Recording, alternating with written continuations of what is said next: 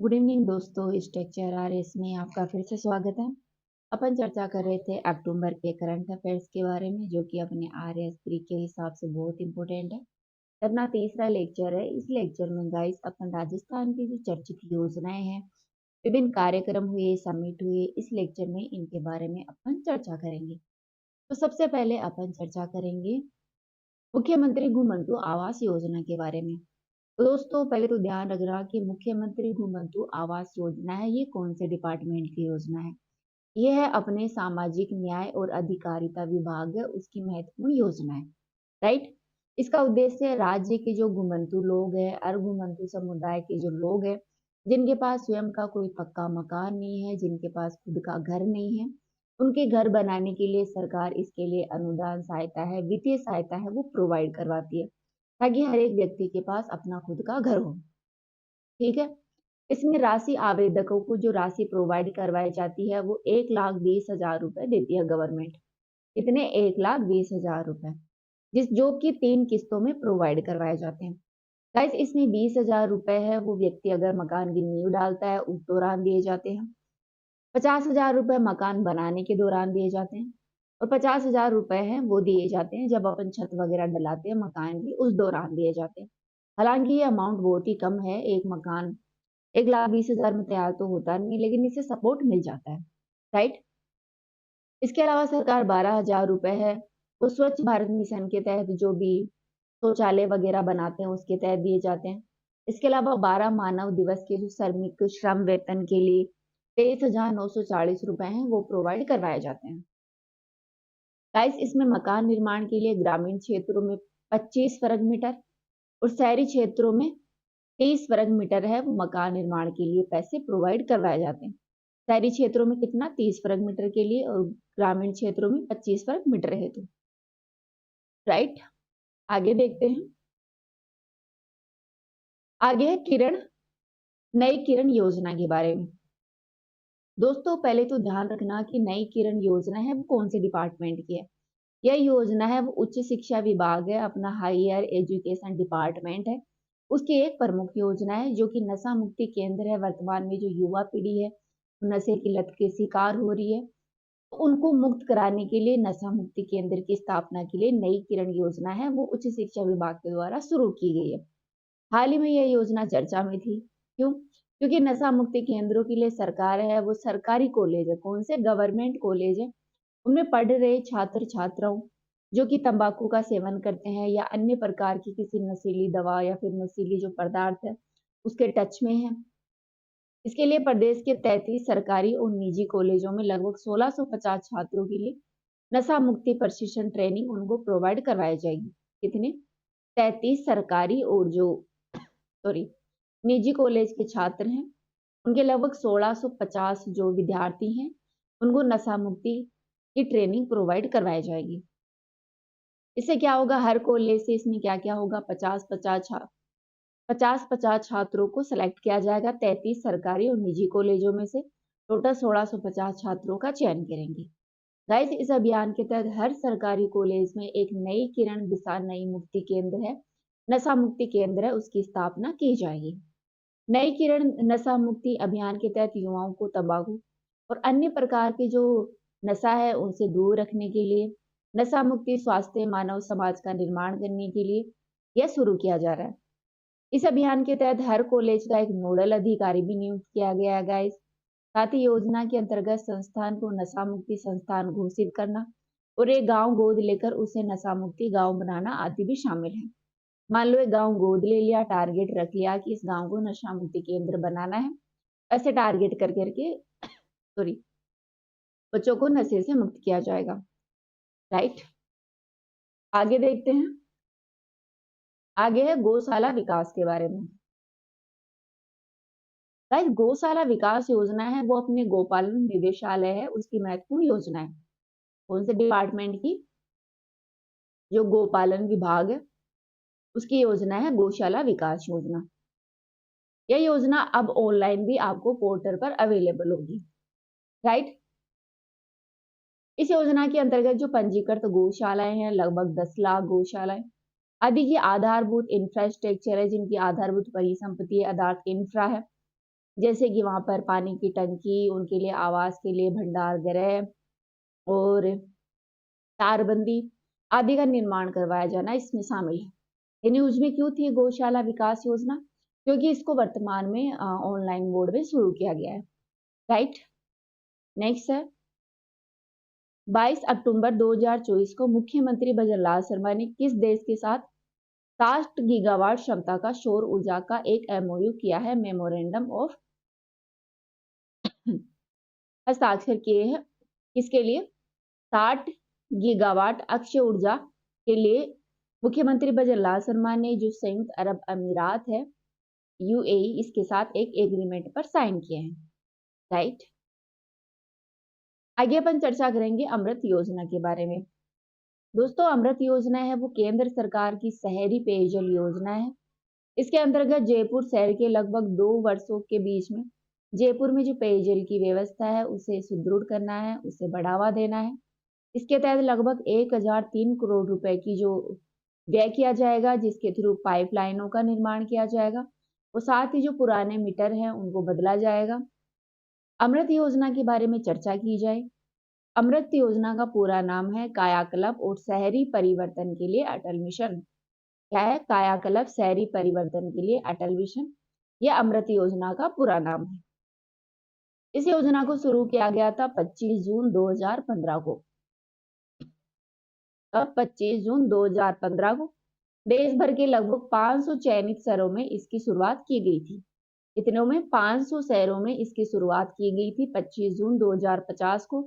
500 शहर वे थे जहां पर 60% से अधिक शहरी आबादी जहां पर निवास करती है, उन शहरों को सिलेक्ट किया गया था इस योजना के तहत।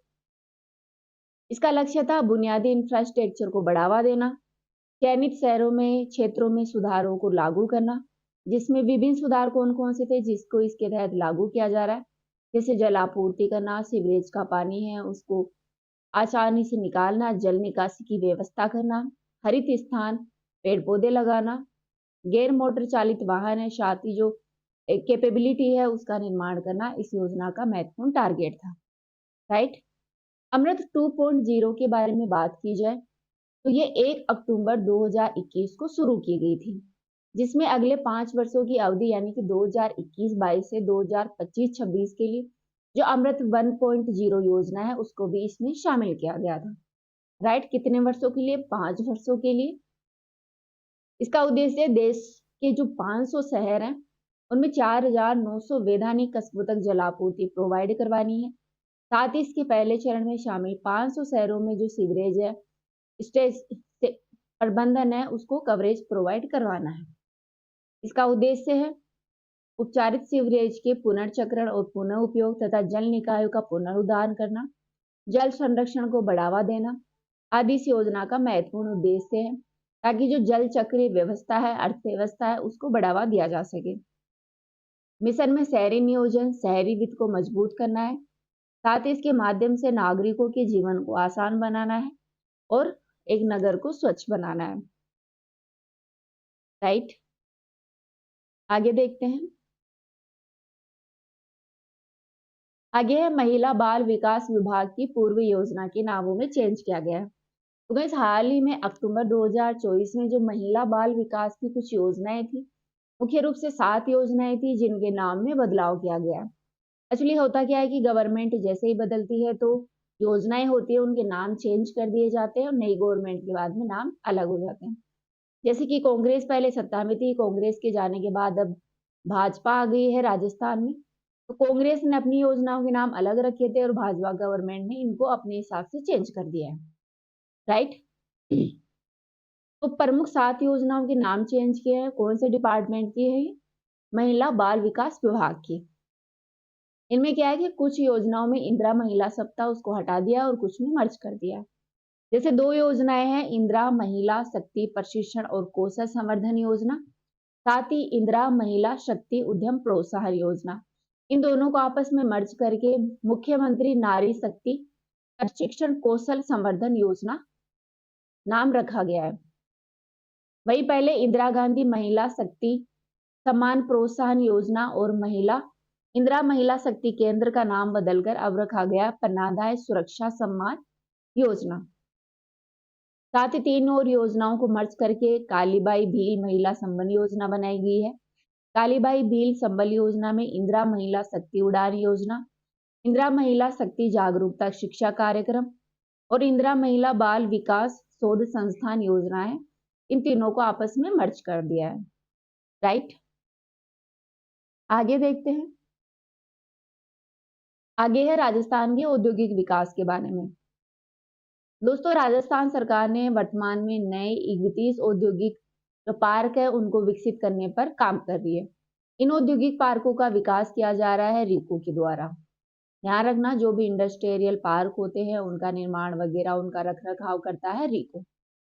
कुछ संभावित औद्योगिक इंडस्ट्रियों के बारे में बात करें कि कौन सा पार्क कहाँ पर बनेगा, तो जयपुर में देखें तो एक तो है कुछ Biharipura Jaipur, Bichun, Hakun Nimodia, Amrit global technology and application centre और इंटीग्रेटेड रिसोर्स रिकवरी पार्क। इन पार्कों के बारे में ध्यान रखना, ये 5 पार्क है जो कि अपने जयपुर में है। राइट, पार्क है जो जोधपुर में है, जैसे कि बोरानाडा एक्सटेंशन, केरू, Kakani, Medicaid medical device park, ये जोधपुर में है। कुछ अन्य पार्क भी हैं, जैसे पेट्रोजोन पार्क अपने बालोतरा का है, पालरपुर है वो भिवाड़ी का है, सोनियाना, फतेहपुरिया और गजनेर, ये कुछ अन्य पार्क है जो कि न्यूज में है, जो कि वर्तमान में डेवलप होने जा रहे हैं। राइट, आगे है एजुकेशन प्री समिट 2024 के बारे में। तो गाइस, अपना जो राइजिंग राजस्थान का समिट हुआ है हाल ही में 9 से 11 दिसंबर के बीच में, इससे पहले एक प्री एजुकेशन समिट हुआ था 6 नवंबर 2024 को अपने जयपुर में हुआ था, जिसमें लगभग 28,000 हजार करोड़ रुपए के एमओयू हुए हैं। लगभग 507 एमओयू हुए हैं जो कि 28,000 करोड़ रुपए के हैं। इसके तहत अगर एजुकेशन विभाग में शिक्षा, स्कूली शिक्षा में निवेश किया जाएगा, इन्वेस्टमेंट किया जाएगा, तो उसे भामाशाह कहा जाएगा। ठीक है, एजुकेशन के लिए पहले ही एक समिट हो चुका है 6 नवंबर 2024 को अपने जयपुर में। फिर न्यूज में आती है सांभर झील। सांभर झील गाइज अपने जयपुर में स्थित है, जो कि पक्षियों का स्वर्ग कही जाती है। यहाँ पर अक्टूबर नवंबर माह में सर्दियों के दिनों में बहुत सारे पक्षी आते हैं, प्रवासी पक्षी आते हैं, लेकिन ये न्यूज में इसलिए है क्योंकि हाल ही में यहाँ पर कुछ मृत पक्षी पाए गए हैं। राइट, 2019 में जब कोरोना की बीमारी चल रही थी, उसी दौरान गाइस इन पक्षियों में भी एक बीमारी आई थी, एवियन बोटोलिज्म। इस बीमारी के कारण हजारों पक्षियों की यहाँ पर डेथ हो गई थी, तो ये न्यूज में बहुत था, तो ध्यान रखना एवियन बोटोलिज्म के कारण कौन से पक्षियों की डेथ हुई थी। इन पक्षियों के लिए त्रासदी आई थी, तो वो सांभर झील के जो पक्षी हैं उनके लिए आई थी।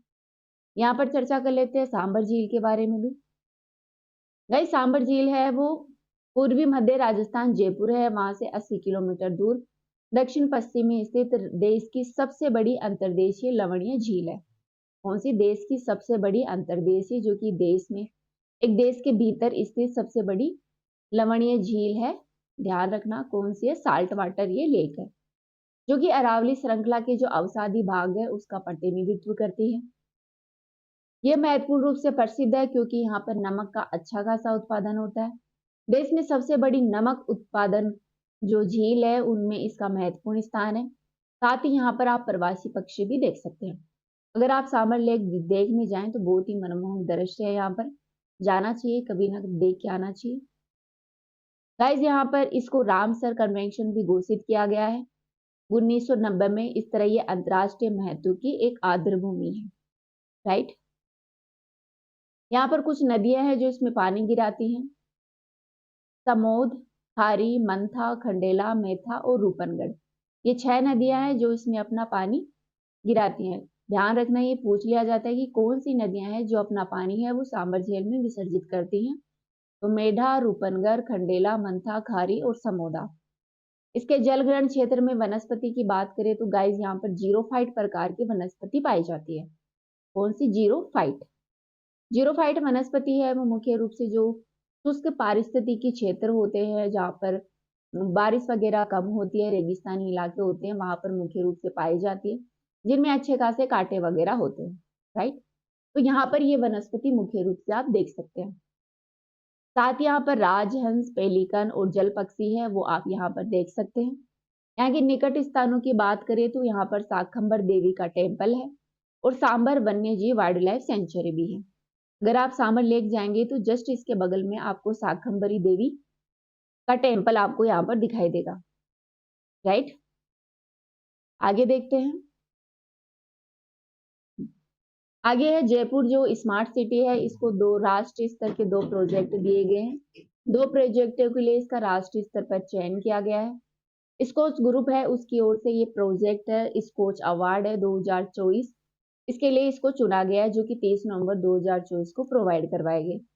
इसमें स्मार्ट सिटी जयपुर के integrated command and control centre साथ ही स्मार्ट पार्किंग मैनेजमेंट प्रोजेक्ट का चयन हुआ है।